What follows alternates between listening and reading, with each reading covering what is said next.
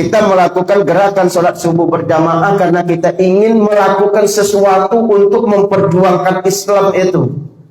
Kita melakukan ini, melakukan itu, melaksanakan ini, melaksanakan itu dalam rangka untuk memperjuangkan Islam itu. Maka kalau itulah motivasi kita, maka marilah kemudian kita kembalikan kepada Allah Subhanahu wa Ta'ala dan Rasulnya. Karena apa? Karena memang perjuangan itulah yang dikehendaki oleh Allah Subhanahu wa Ta'ala dan Rasul, bukan keuntungan di balik perjuangan tersebut.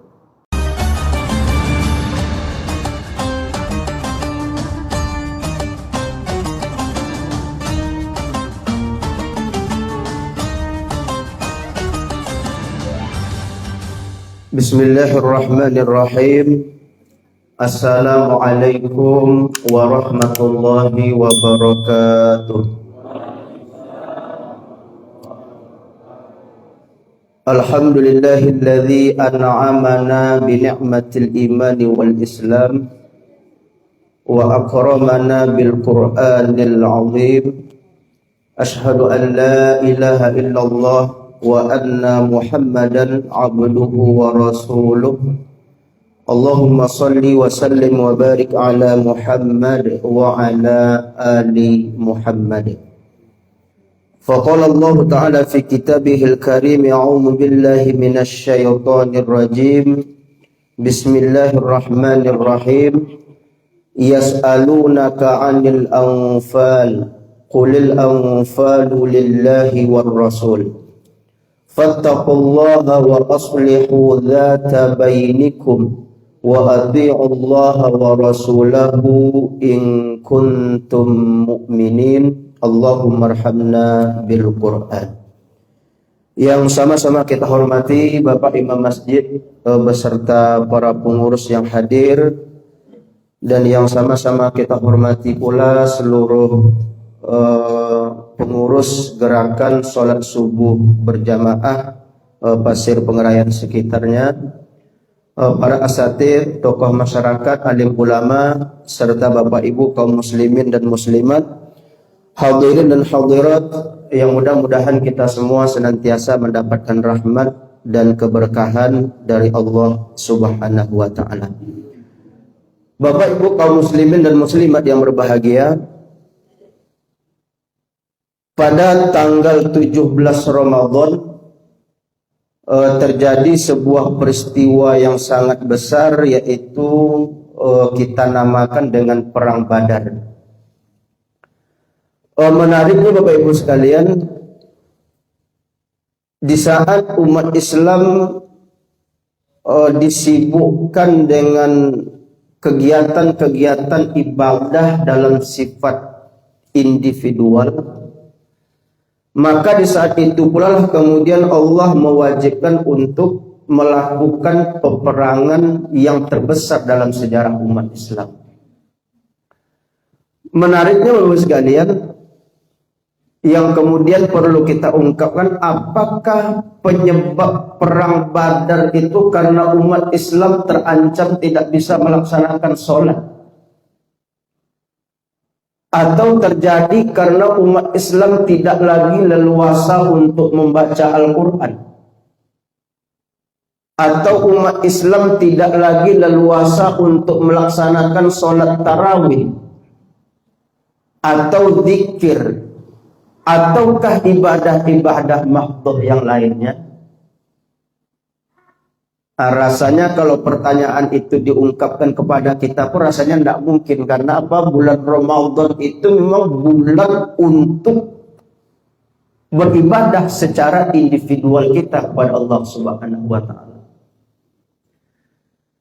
Tetapi kenapa kemudian bulan yang dianggap paling suci dan memang adalah bulan yang paling suci dan bulan yang penuh keberkahan itu justru diadakan sebuah peperangan besar yang saat itu tidak kurang 70 sahabat itu yang meninggal dunia?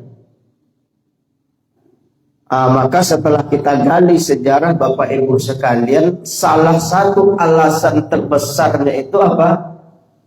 Bukan karena umat Islam tidak mampu melaksanakan ibadah-ibadah yang bersifat individual, Akan tetapi ada ancaman yang sangat besar, yaitu ancaman yang berkaitan dengan Islam dan agama Islam itu sendiri. Jadi itu ternyata Bapak sekalian, sehingga perang Badar itu terjadi. Maka oleh karena itu menarik juga kalau kita nanti baca salah satu ulasan dari tokoh nasional, itu Bapak Profesor Dr. Haidar Nasir. Apa kata beliau? Hari ini yang ditersangkakan dan didakwakan itu bukan umat Islam hari ini. Nah, ini kan namanya perspektif pemikiran ya. Nah, jadi kalau kita mau setuju boleh, hendak juga boleh, namanya apa? Pemikiran. Tetapi yang hari ini ditersangkakan, yang menjadi terdakwa itu adalah Islamnya itu sendiri hari ini. Nah, ini dari mana perspektifnya, tentu beliaulah yang yang mengulaskan itu. Ini maknanya Bapak sekalian, bahwa tugas pokok kita, di samping kemudian memang melaksanakan ibadah-ibadah pengabdian dalam bersifat mahdoh ini, dalam bersifat ibadah-ibadah individu, maka ibadah-ibadah dalam rangka untuk Islam itu sendiri pun juga memang kita tidak bisa sekarang ini lepas tangan. Karena memang para sahabat ketika itu mengatakan qad akromanal islama wal islamu asasuhul Quran.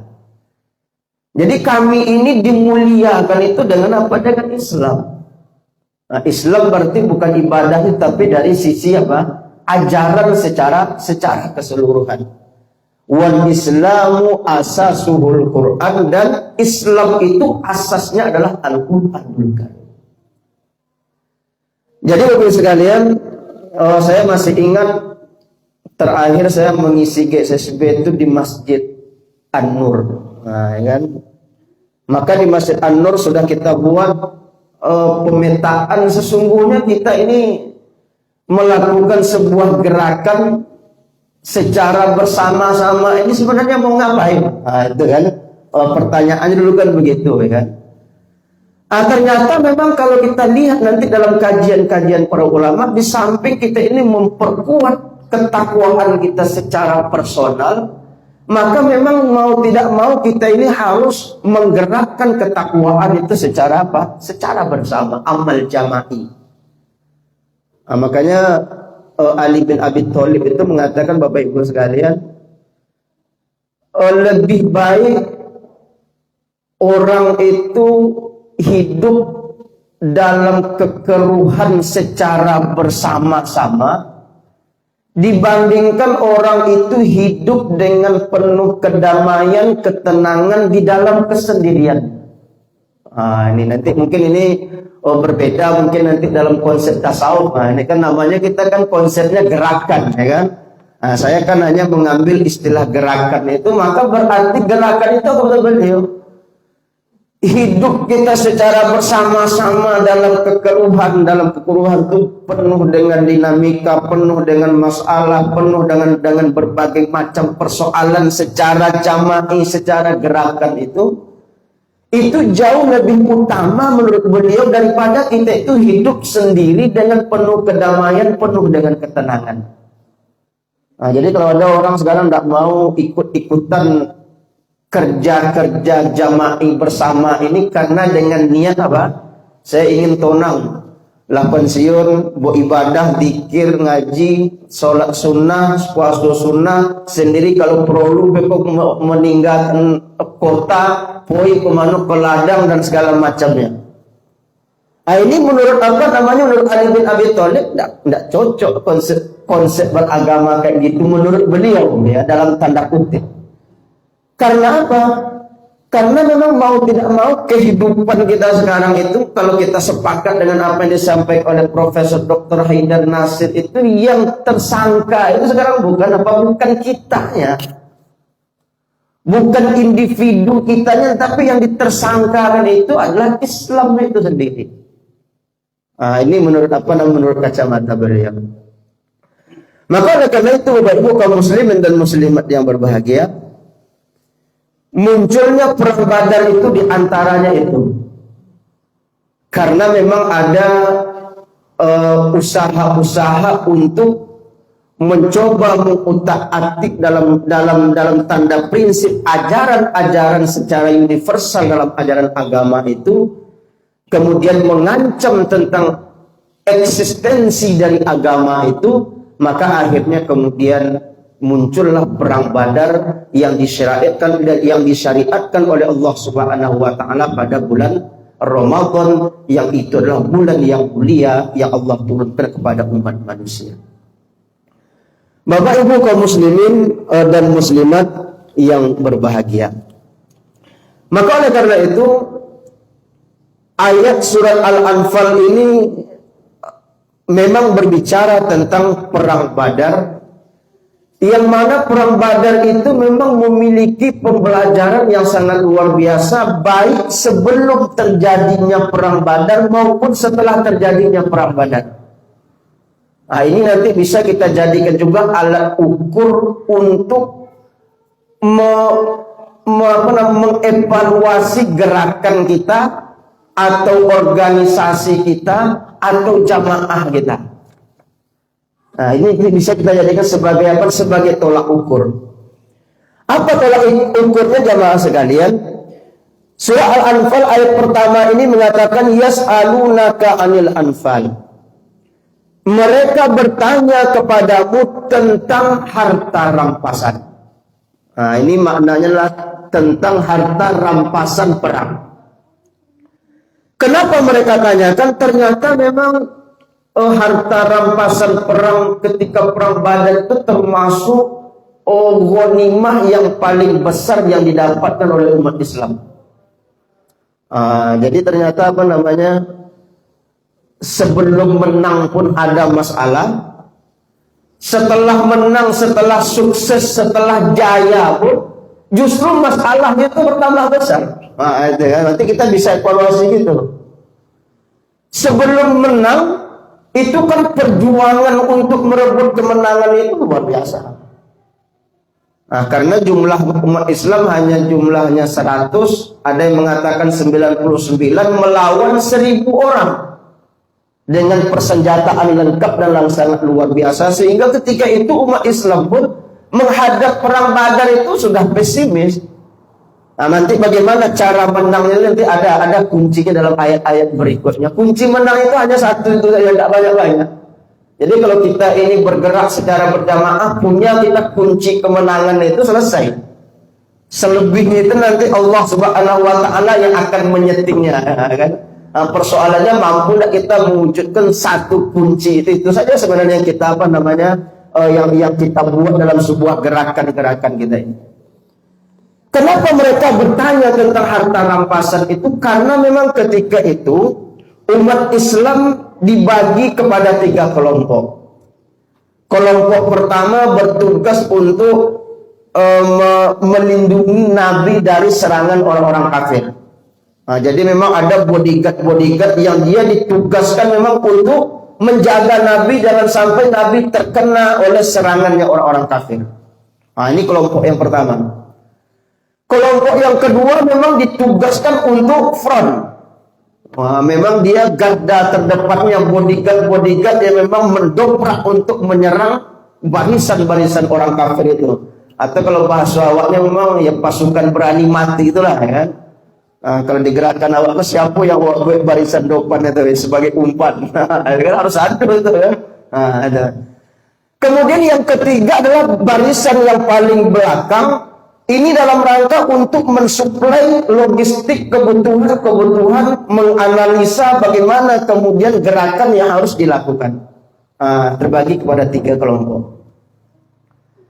Dan ternyata itu berhasil. Setelah kemudian berhasil, orang kafir kalah, mendapatkan harta ghanimah yang sangat luar biasa, yang ketika itu jumlahnya memang sangat luar biasa. Selesai perang, kemudian menengok tumpukan harta kekayaan yang semacam itu, Ya mungkin sejam 2 jam, sehari 2 hari, seminggu 2 minggu mungkin masih tahan nih menengok sampean, ya kan? Tapi kalau lama kelamaan menengok tumpukan harta yang banyak itu, lah mulai apa? Kita ini tidak mengklaim bahwa perang pasukan Badar itu nanti negatif, enggak ya, karena mereka sudah dijamin oleh Allah masuk surga. Jadi laskar perang Badar itu mereka sudah dapat stempel masuk surga karena apa? Mereka punya syaratnya sehingga mereka dimenangkan oleh Allah tadi itu. Tetapi ini kan sisi-sisi kemanusiaan. Maksud saya apa? Sisi kemanusiaan ini tidak bisa kita hindarkan dalam kehidupan kita. Siapapun Allah. Nak ustaz, nak khalifah, nak mursyid, nak apa lah, ya kan? Nak orang kayu, nak orang miskin, nak pejabat, nak rakyat jelata. Kalau yang kaitannya dengan iko, nak bisa ditahan itu, ya kan? Kaitannya dengan apa? Dengan harta yang setumpuk itu. Nah, mulailah mereka bertanya-tanya, bagaimana pembagian harta itu? Kan lah ditanya, Pak. Dan mereka kemudian dari 3 kelompok itu merasa mereka yang paling berjasa, Pak. Itu pula nih. Ini kan sisi-sisi kemanusiaan itu dalam tanda kutip wajar. Wajar, perasaan itu wajar. Yang tidak wajar itu kalau perasaan itu sudah masuk jadi aksi, ya itu tidak boleh, Pak. Artinya apa? Yang melindungi Nabi mengatakan mereka lah yang paling punya andil. Sebab apa? Mereka yang melindungi Nabi dari serangan. Kalau sampai Nabi terluka, maka semangat untuk berjuang pasti down, Pak. Makanya kan Nabi seorang panglima perang ketika itu, maka jangan sampai terluka sedikit. Sebab kalau terluka melihat nanti tentara lainnya akan merasa kecut. Nah, ini Nabi sudah terluka, makanya mereka jaga, mereka berangkat mereka yang paling berjasa. Nanti bagian yang front begitu juga. Kali ini kami yang menyerang petamu, akan menang ada karena kami yang punya kekuatan itu, inti kekuatan itu ada pada kami. Mereka pula yang merasa paling berjasa. Nanti yang ketiga juga begitu, merasa mereka juga yang paling berjasa karena apa? Logistik. Kalau logistiknya tidak lancar, kayak umpama begini kan, saya ini kalau diibaratkan sebagai front terdepan yang menyerang berceramah, tapi yang menyiapkan itu tidak ada, ya tidak jadi. Tiba-tiba nikmati. Umpama listrik mati, ya bubar. Apalagi bulan Ramadan ceramah, ya kan? Paling 10 menit ada ceramah tanpa mic, itu umpamanya. Mereka yang paling berjasa. Akhirnya terjadi kusuk-kusuk semacam itu. Nabi diam. Kenapa Nabi diam? Belum ada petunjuk. Harta ini mau dikemanakan. Sehingga akhirnya kemudian turunlah ayat ini untuk menetralisir, menyelesaikan berbagai macam persoalan itu. Apa? Yas'alunaka 'anil anfal qulil anfalu lillahi war rasul. Sesungguhnya harta rampasan itu milik Allah dan milik Rasulnya. Maka yang berhak untuk membagi, yang berhak untuk mendistribusikan itu adalah Nabi dan Rasulnya. Allah dan Rasulnya sesuai dengan ketentuan syariat. Maka dibagilah kemudian harta rampasan itu yang memang tidak sesuai dengan logika mereka. Ada orang yang tidak ikut andil dalam peperangan itu ternyata juga diberikan juga oleh Nabi kita Muhammad sallallahu alaihi wasallam. Maka akhirnya apa? Bapak Ibu kaum muslimin dan muslimat yang berbahagia, di sini kemudian ditarik sebuah kesimpulan pembelajaran dari perang Badar pertama. Satu, ujian terbesar umat Islam itu bukan dalam rangka untuk mewujudkan tujuan dalam berjuang itu. Meskipun itulah borek, tapi yang paling borek itu betul kalau sudah berhasil. Kalau sudah berhasil, Pak. Kalau mewujudkan perjuangan keberhasilan itu memang sudah berat, tetapi jauh lebih berat itu setelah nanti mereka berhasil.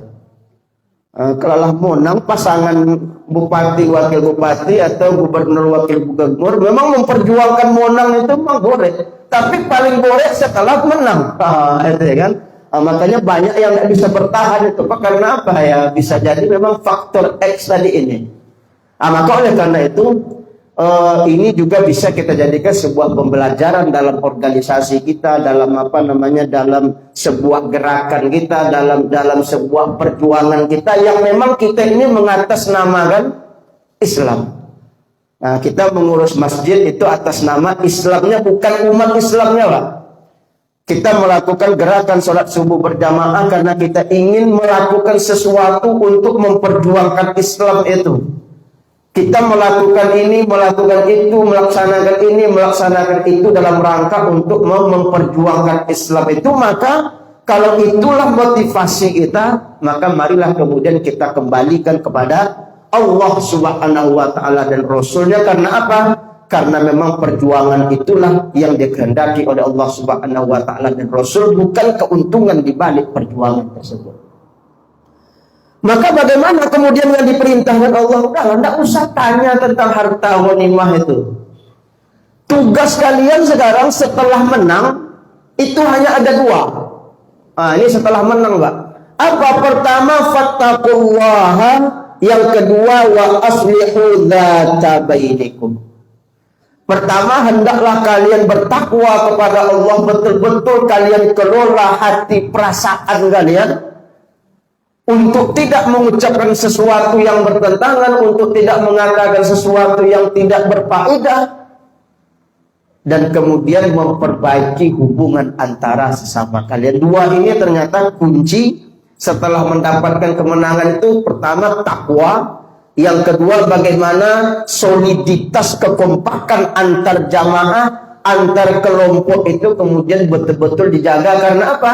Karena nanti bibit-bibit perpecahan itu bukan untuk meraih kemenangan, tetapi setelah mendapatkan kemenangan. Nah, makanya harus takwa. Dan kemudian yang kedua adalah dalam rangka untuk selalu memperbaiki hubungan baik dengan sesama kita ini. Nah, bagaimana bentuknya? Tentu kan manajemennya sudah manajemen ya tidak sama dengan zaman Nabi dulu, ya kan? Kalau diserahkan kepada Nabi, memang Nabi itu dia melakukan sesuatu berdasarkan wahyu. Nah, kalau sekarang mungkin berdasarkan tata kelola keorganisasian yang baik. Nah, itulah mungkin kalau mau kita kembalikan kepada konteks kekiniannya.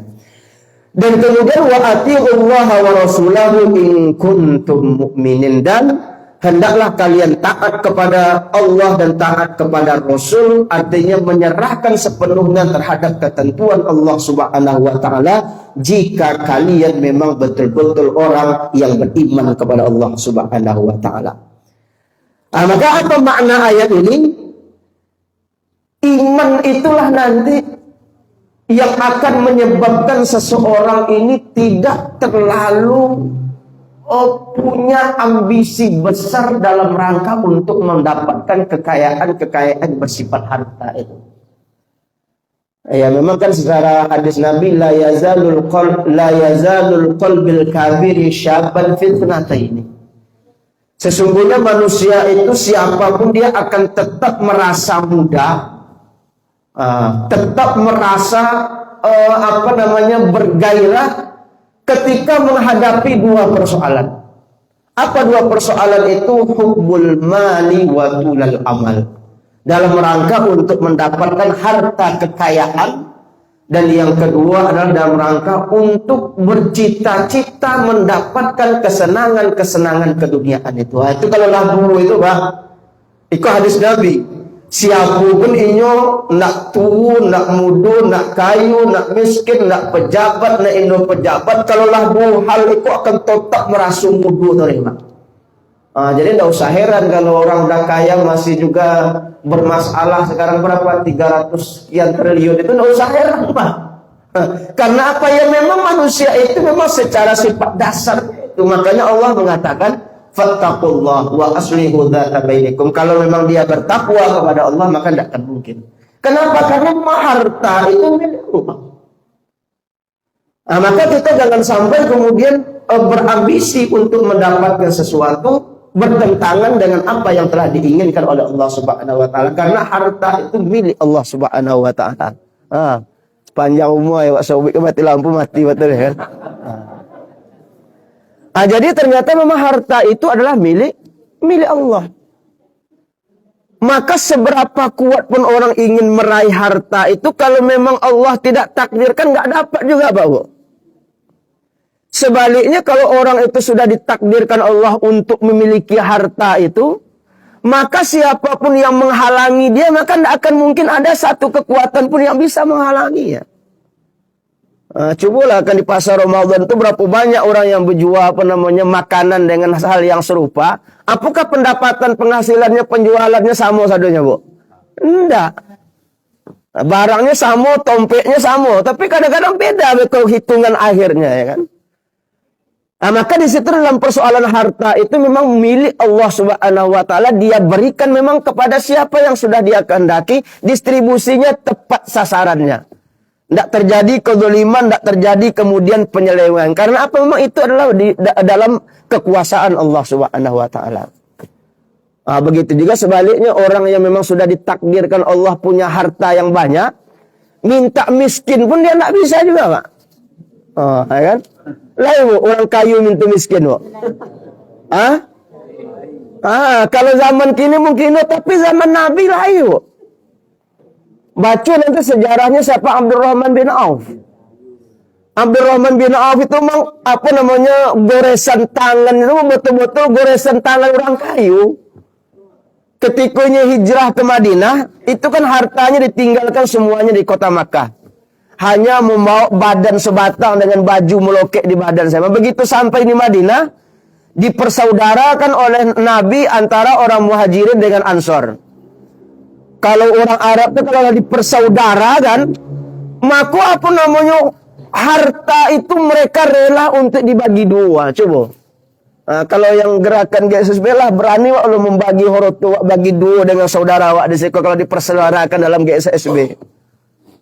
Itu nanti perlu ke situ, Pak. Ini namanya wa aslihu dzata bainikum itu sampai begitu, Pak. Ikatan ukhuwah kekeluargaan itu mau sampai di situ. Tetapi Abdurrahman bin Auf ndak aji mumpung. Mumpung leura yang muagi serot sebagian hartanya terima kan, alhamdulillah ini rezeki minallah, ndak begitu juga, Pak, ya kan? Ditolak, ndak usah, terima kasih wahai saudaraku, cukup agih info ke sama aku di mana lai pasar do kayak kota Madinah. Mintonya pasar sama, Bu. Begitu dia lagi informasi pasar di naon, poinnya ke pasar, monongnya sebonta, alah nampaknya mano lumbung-lumbung duit telah lain langsung peta di bonak juga. Itu kena. Memang kalau orang kayu itu begitu, kalau memang orang ahli pedagang tuh gitu lah, nampaknya mana yang akan menghasilkan duit, mana yang Indo. Mana yang yang bisa menguntungkan, mana yang Indo. Tapi kalau memang nasibnya mau bangkit, kan jual pun bangkrut, ya kan? Ambil modal jual ikut bangkrut, itu sudah begitu setelannya, Bang. Tidak bisa kita terlalu ngoyo, terlalu berusaha keras sampai meninggalkan apa yang diwajibkan Allah, sampai melanggar batas-batas. Tidak bisa. Akhirnya dengan takdir Allah dia menjadi kaya kembali. Begitu dia kaya, Nabi SAW pernah bersabda, apa kata Nabi? Besok di akhirat orang kayu itu hisapnya jauh lebih lama, prosesnya jauh lebih ribet dibandingkan dengan orang miskin. Abdurrahman bin Auf tapi, Pak, kalau awak kini mungkin orang kini salah awak, kan? Orang kini itu kau besok orang kan gitu. Abdurrahman bin Auf enggak. Akhirnya minta miskin dia.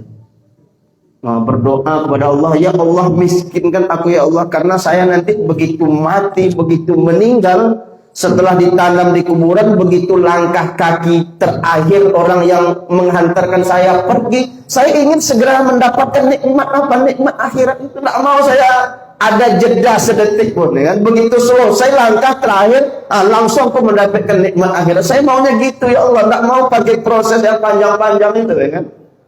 Coba lagi proses di dunia aja kan untuk mendapatkan izin usaha aja lah, Pak, ya kan? Itu akhirnya minta miskin dia. Allah uji. Bagaimana Allah Subhanahu wa taala mengujinya? Berangkat ketika itu juga masa peperangan, kalau tidak salah perang Ahzab atau apa, nanti bisa kita lihat sejarahnya. Maka kemudian kurma para sahabat itu terbengkalai, tidak ada yang mengurus. Akhirnya menjadi busuk kurma yang mereka tanam itu. Nah, tentu setelah mereka pulang kurmanya busuk, ada yang mau beli di pasaran karena apa namanya kurma busuk. Karena memang Abdurrahman bin Auf itu punya pandangan visi yang luar biasa. Itu kesempatan aku untuk menjadi orang miskin. Dijualnya berbagai macam asetnya untuk dijadikan modal membeli kurma sahabat yang busuk yang tidak laku di pasaran. Kalau itu toke sawit gini yang bentuk itu mantap ya kan. Pas sawit trek, sawit Indo buah, itulah kesempatan membeli dengan harga yang mahal, itu mantap ya kan. Abdurrahman bin Auf begitu. Setelah dibeli kemudian menumpuk sawit busuk yang dia belikan dari sahabat itu, ya dia sudah bahagia alhamdulillah. Meskipun belum habis hartanya, tapi ya istilahnya sudah menjadi orang biasa karena modalnya habis untuk membeli itu seluruh penduduk kota Madinah. Tetapi ternyata Allah ingin dia bukan menjadi orang miskin. Passionnya, perjuangannya bukan melalui miskinnya, tapi ingin perjuangan melalui kekayaannya. Itu dia berjuang untuk menolong agama Allah. Akhirnya apa? Terjadi wabah penyakit di kota Yaman. Dan di saat itu ternyata wabah penyakit itu mulai ubednya kecuali kurma busuk. Itu kan ya kalau Allah ya namanya Allah punya apa, punya kuasa, punya harta, ya tidak bisa kita mau setting. Itu kan settingan Allah ada itu ya kan. Didatangkan corona itu kan ya settingan Allah itu ya kan. Akhirnya apa? Mereka mendapat kabar kurma busuk itu yang punya adalah Abdurrahman bin Auf. Diutuslah ke Abdurrahman bin Auf. Akhirnya kurma itu dibeli dengan harga jauh lebih tinggi, bahkan dikatakan sampai 10 kali lipat dengan modal yang dikeluarkan oleh Abdurrahman bin Auf. Jadi miskin atau jadi kayu? Jadi kayu. Tambah kayu. Artinya apa? Disinilah Allah Subhanahu wa Ta'ala menakdirkan, menetapkan tentang kehidupan manusia terkait juga dengan harta. Itu maka kalau sudah berjuang, kata Nabi, jangan bicara-bicara tentang harta itu meskipun memang ada hak. Nah, sehingga nanti diberikanlah pembagian sesuai dengan ketetapan Allah Subhanahu wa Ta'ala. Ya, mendapatkan jatah bagian dari perjuangan itu, tetapi jangan apa? Jangan mendahului ketetapan dan keputusan Allah Subhanahu wa Ta'ala. Inilah gambaran pembelajaran dari peperangan Badar itu, bahwa perjuangan sesungguhnya itu bukan dalam rangka untuk meraih kemenangan itu, tetapi dalam rangka untuk mempertahankan kemenangan sehingga takwa masih tetap didapatkan dan kemudian hubungan antar sesama mereka masih tetap terjalin sehingga kemudian akan mendapatkan ridho dan maghfirah dari Allah Subhanahu wa Ta'ala. Itu yang pertama. Kemudian yang kedua, yang berapa? Ya. Yang kedua, apa kunci kemenangan perang Badar itu? Maka setelah para sahabat merasa punya jasa, ya itu kan manusiawi, Pak, awak pun gitu, Pak. Lalu loti istilahnya berjuang mempersiapkan segala macam, tiba-tiba begitu sambutan oleh ahli rumah nggak disebutkan umpamanya gitu kan. Nah, itu kan ini disebutkan nama itu lah aku aduh kan. Itu sudah lumrah manusiawi itu, Pak. Nah, termasuk kemudian sahabat juga begitu, itu sisi kemanusiaannya wajar. Yang tidak wajar itu kalau sudah masuk sebuah aksi sehingga merupakan sebuah tindak kesalahan dan kejahatan. Tapi kalau manusiawi, kalau perasaan itu ya biasa itu. Maka kemudian diperbaiki ya, perasaan kita itu. Maka ternyata Allah Subhanahu wa Ta'ala kemudian mengatakan bahwa kemenangan yang didapatkan dalam perang Badar itu bukan karena usaha yang dilakukan oleh umat Islam, enggak. Tapi itu semuanya karena pemberian Allah Subhanahu wa Ta'ala. Allah yang memberikan pertolongannya dalam perang Badar itu sehingga kemudian menang.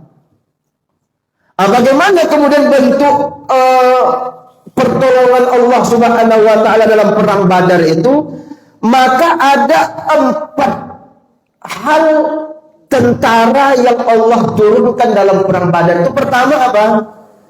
Begitu kemudian malamnya Pas tanggal 17-nya mau melakukan penyerangan, Allah turunkan hujan es. Sehingga kondisi saat itu memang sangat dingin luar biasa. Jangankan untuk beporang, keluar dari selimut pada tolong. Itu kan kondisinya memang turun hujan dalam kondisi yang sangat dingin. Idh tastaghithuna rabbakum fastajaba lakum anni mumiddukum bi alfin minal malaikati murdifin. Pertama turun hujan kondisinya sangat dingin. Dan yang kedua Allah turunkan kemudian bi alfin minal malaika, 1000 malaikat. Berapa jumlah musuh yang datang ingin melawan orang kafir itu, segitu pula jumlah malaikat yang Allah turunkan. Lantas posisi umat Islam itu di mana ya Pak? Kalau satu musuh dilawan oleh satu malaikat, yang lain kemana Pak kira-kira Pak? Yang 330 atau 300 orang tadi itu. Ini kan jawaban telak Allah Subhanahu wa taala untuk memberikan peringatan bahwa perang Badar itu bukan usaha kalian, tetapi itu murni pertolongan Allah yang menghadiahkan kemenangan. Itu caranya apa? Satu, diturunkan hujan. Siapa yang bisa menurunkan hujan hujan salju yang dingin luar biasa? Tidak ada, ya Allah. Allah cukup diturunkan malaikat sebanyak 1000 orang. Tujuannya apa ya? Biar tidak ada bantahan lagi, ya kan? Kalau satu melawan satu yang dilawan malaikat, ya berarti kan manusia itu tinggal menonton. Tidak hanya menonton nanti Pak. Nanti bukan menonton, tapi nanti ditengok dalam ayat selanjutnya. Pertama adalah Allah turunkan hujan. Kemudian yang kedua adalah Allah Subhanahu wa taala turunkan malaikat. Kemudian yang ketiga adalah wa ma ja'alahu Allahu illa busyra wa litatma'inna bihi qulubukum wa man nasru illa min 'indillah innallaha azizun hakim. Yang kedua apa di sini? Fastajaba lakum anni mumiddukum, dan termasuk kemudian di saat kondisi yang dingin luar biasa itu, yang paling loma itu keluar dari selimut atau narik selimutnya Pak. Ya, tarik selimut. Sahabat semuanya dalam keadaan tertidur pulas karena dinginnya. Di saat itulah kemudian Nabi bangun dan berdoa kepada Allah untuk meminta pertolongan kepada Allah. Maka dikatakan wa man nasru illa min indillah. Tidaklah kemenangan itu didapatkan kecuali hanyalah karena pertolongan Allah Subhanahu wa taala. Nanti dikatakan nanti kemudian mereka akan dijadikan oleh Allah Subhanahu wa taala itu dalam keadaan yang nu'as. Id yuwasyikumun nu'asa amanatan minhu. Ya kan? Jadi pertama dari Nabi kita berdoa. Yang keempat, caranya apa? Allah datangkan kantuk yang sangat luar biasa dalam pribadinya para sahabat itu, sehingga kemudian mereka tertidur. Wa yunazzilu 'alaikum minas sama'i ma'an liyutahhirakum bihi wa yudhhiba 'ankum rijzas syaitani wa liyarbita 'ala qulubikum ila akhiril ayat. Kemudian akhirnya mereka tertidur pulas dan Nabi lah yang bangkit untuk berdoa kepada Allah Subhanahu wa taala. Dampaklah. Pertama diturunkan hujan yang sangat luar biasa, dingin menusuk tulang. Diturunkan malaikat 1000. Nabi kemudian berdoa. Artinya apa? Doa Nabi itulah kemudian termasuk salah satu yang menyebabkan Allah memberikan kemenangan. Yang ketiga apa usaha sahabat? Apa usaha sahabat? Berani dia untuk datang ke tempat peperangan, kemudian tidurnya di situ. Itu sudah suatu prestasi yang sangat luar biasa.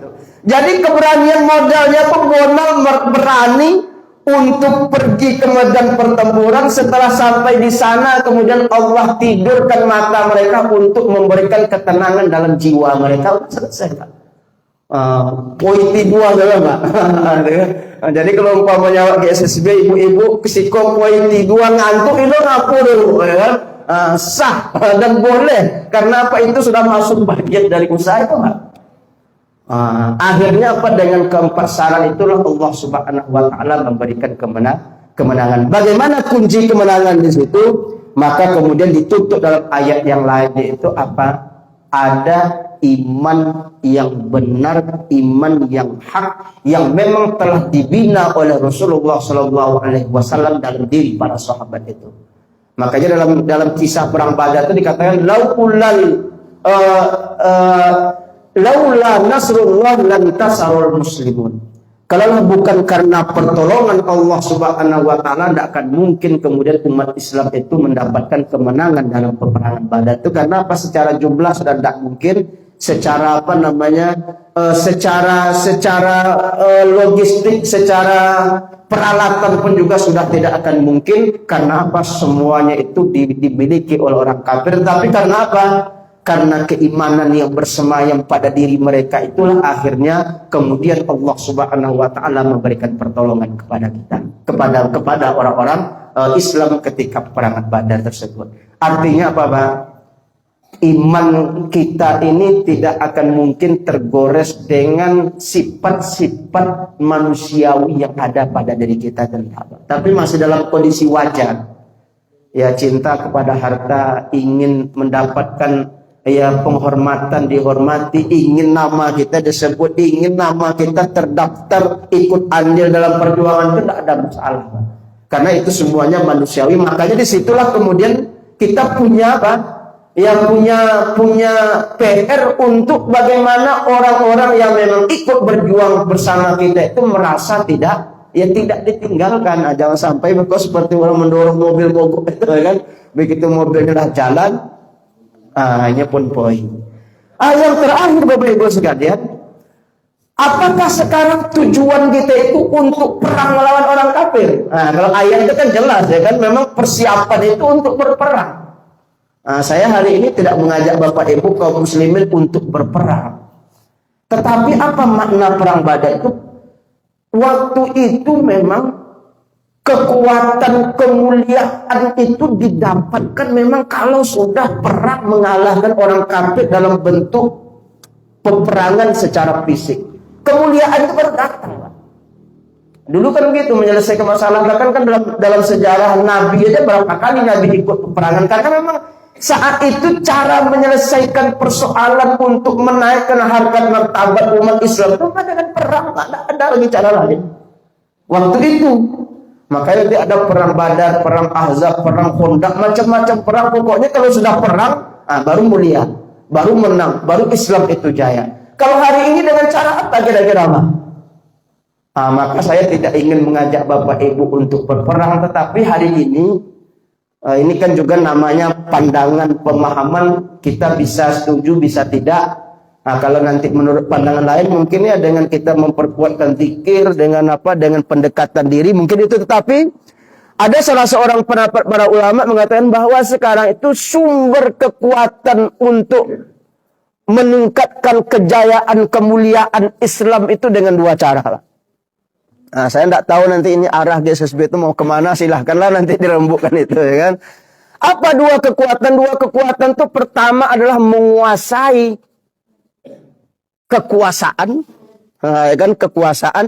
Yang kedua adalah menguasai tentang otoritas ilmu pengetahuan. Ada dua nih, Pak. Jadi hari ini kalau kita itu ingin Islam itu menang, Islam itu jaya, al-Islamu ya'lu wa la yu'la alaih. Islam itu tinggi dan tidak ada lagi yang bisa menandingi ketinggian Islam itu selain dari Islam itu. Maka dua inilah yang memang harus kita pegang dan harus kita mengendalikan, Pak. Nanti terserahlah mau percaya atau ini kan namanya kan pemahaman pemikiran ya kan. Apa yang pertama itu adalah memang kekuasaan. Enggak bisa, Pak. Kalau enggak kita itu yang memang menyetir kendali kekuasaan itu, ini mau kayak apapun hebatnya gerakan kita itu mau penuh pun masjid ini nanti untuk orang sholat apa gitu kan. Tapi kalau nanti otoritas kekuasaan enggak kita pegang, Pak. Ya hanya bisa kita individu saja. Kalau individu itu udah selesai, Pak. Kita sekarang sholat subuh di masjid kita masing-masingnya udah selesai.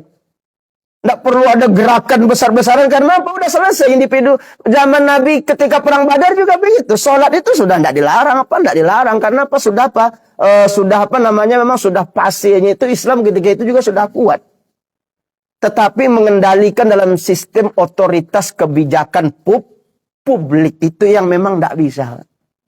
Yang sekarang punya itu ya kekuasaan.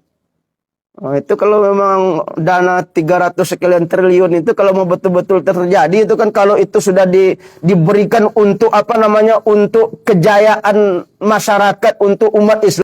Cerita ini kan namanya cerita nanti tidak usah pula nanti yang mohon maaf kalau polisi marah soalnya itu kan hanya untuk menggambarkan bahwa memang dua ini memiliki otoritas. Kalau dua ini udah kita pegang udah beres itu. Nah, itu maknanya kan. Pertama apa ada cerita apa ketika seorang ustadz ditilang oleh polisi, ya kan?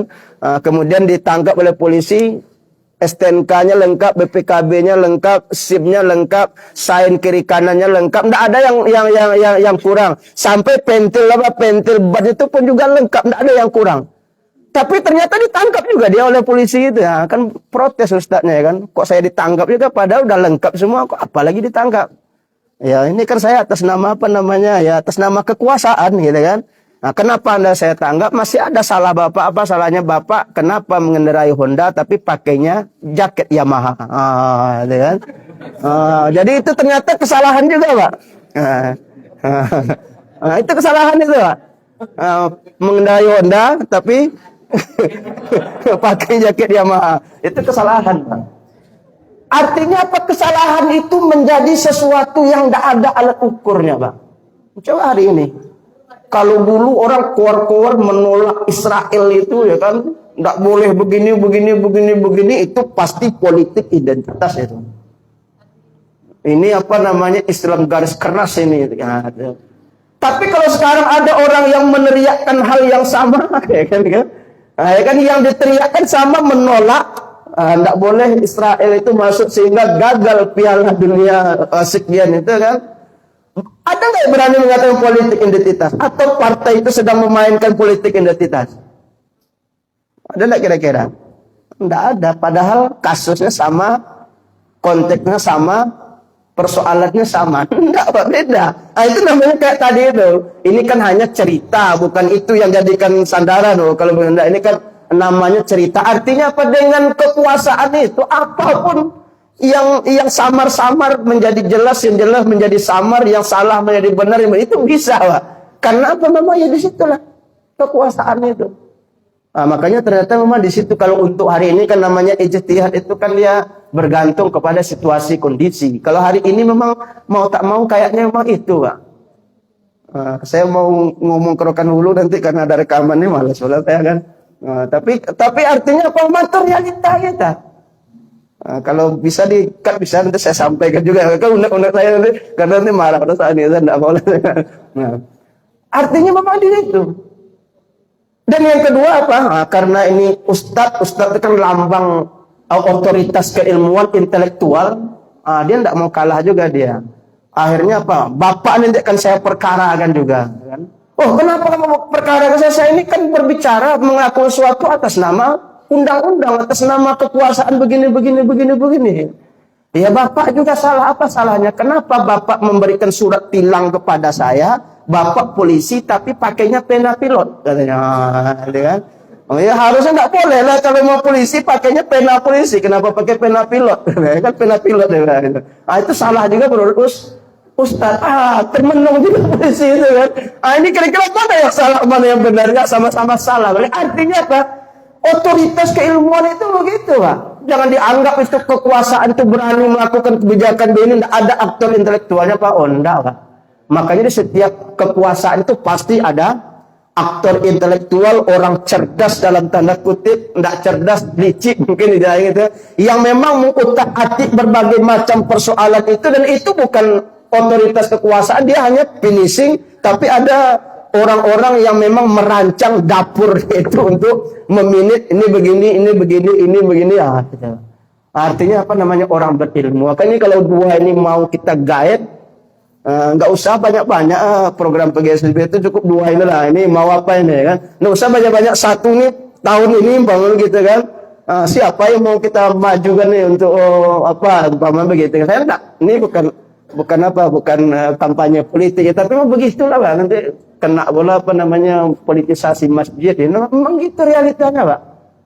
Sekarang adanya satu itu dana poker nama program kerjanya itu udah itu kalau di Sumbar kebetulan saya kan S3 itu ada kawan saya 2 orang apa anggota dewan itu dalam bulan Ramadan itu punya dia paket berapa paket, satu paket itu 15 juta. Untuk apa? Untuk safari Ramadan bawa duit 15 juta. Itu kan untuk program kerjanya itu apa itu setiap anggota dewan itu safari Ramadan itu bawa itu terserah dia mau membawakan kemana. Itu kan kalau mau dipakai untuk melanggengkan kekuasaan individu kan sangat bisa. Tapi kalau dia dalam rangka untuk izul Islam kan bisa juga, tergantung mau dibawa kemana ini kan. Itu contoh kecilnya untuk hari ini. Dan yang kedua adalah ilmu. Maka kalau nanti umpamanya program kerja kita ke depan memang untuk mencetak orang-orang yang berilmu, bukan ilmu agama aja, Pak. Ilmu itu kan banyak, apa ilmu pemerintahan, ilmu ekonomi atau apa. Kita beasiswa kan mungkin nanti orang-orang tertentu dalam rangka untuk memperkuat otoritas keilmuan di Kota Pasir Pengarahan di kabupaten kita ini, maka mungkin itu juga mampu untuk memberikan jawaban atas gerakan perjuangan kita dalam rangka untuk izul Islam wal muslimin yang memang itu mau tidak mau wajib untuk kita hadir ke dalam kehidupan kita, tentunya dengan cara yang berbeda sesuai dengan situasi dan kondisi yang berbeda pula. Saya kira itu yang dapat kami sampaikan pada kesempatan yang berbahagia ini. Terima kasih atas segala perhatiannya. Mohon maaf atas segala kekhilafan dan kekurangan. Subhanakallahumma bihamdika nashhadu an la ilaha illa anta nastaghfiruka wa natubu ilaik. Akhirul kalam. Wassalamualaikum warahmatullahi wabarakatuh.